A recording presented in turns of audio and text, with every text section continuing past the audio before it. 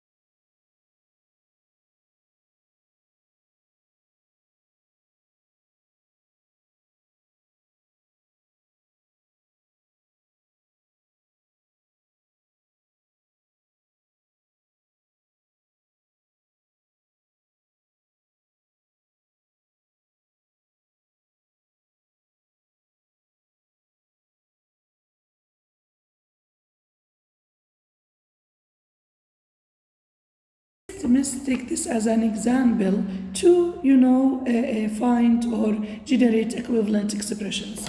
Now, they say that determine whether or not 4 multiplying by 2x plus 3 plus 5 and, so when they say and, it means there is another expression which is 4x plus 3 inside parentheses plus 5. Are they equivalent or not? So we will work on both expressions and see if they have the same value at the end. Let's start with 4 multiplying by 2x plus 3 plus 5. As you can see here, to simplify it, I can use first this distributive property. So I will multiply. It will be 8x plus 12 plus 5. Of course, when you use the distributive property, after that you get rid of the parentheses. Now it will be 8x plus 12 plus 5. Now I can combine like terms and using the associative property, because actually 12 and 5, they are like terms. So I can add them together. The answer will be 8x plus 17.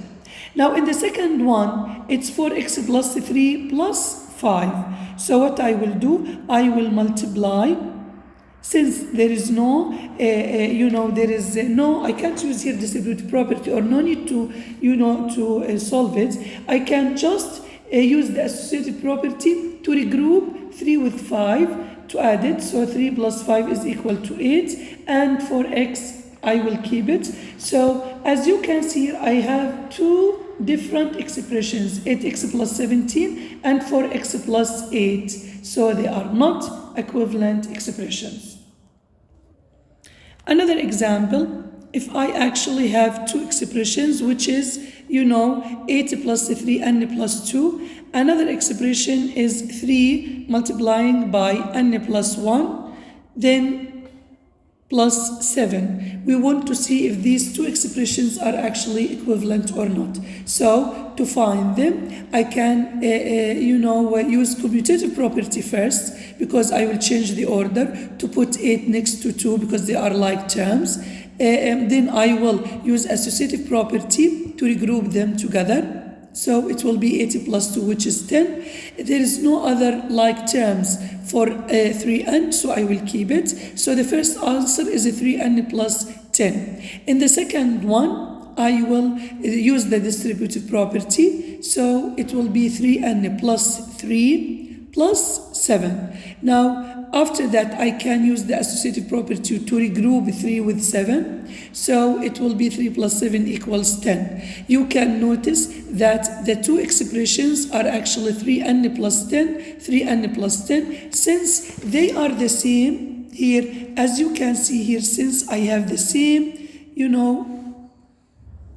since I have the same expressions, so are they equivalent? Yes, the two expressions are equivalent. We find them after we use, or applying the properties we know. In example 1 in the book, they say use the properties of operations to determine whether or not 3 multiplying by x plus 7 plus 2 and 5 plus 3 times x plus 6 are equivalent or not. So as you can see here, I will look for the two expressions. I will start with the first one. In using distributive property, I will distribute 3 among the terms inside parentheses. Then I will use the associative property to regroup 21 and 2 since they are the same terms. Okay, so I will add them together. I find out that the simplest form or the simplified form of the first expression is 3x plus 23. Now after that, I will go to the second and use distributive property, commutative property, associative property, and add them together. I will have the final answer, which is 3x plus 23. As you can see here, the expressions are, since they are actually the same variables, same expressions, as you can see here, this expression, and this expression, they are the same. since I have seen expressions, so they are both equivalent. You will not know if they are equivalent or not unless you use or apply properties. You have to apply the properties to make sure that they are equivalent.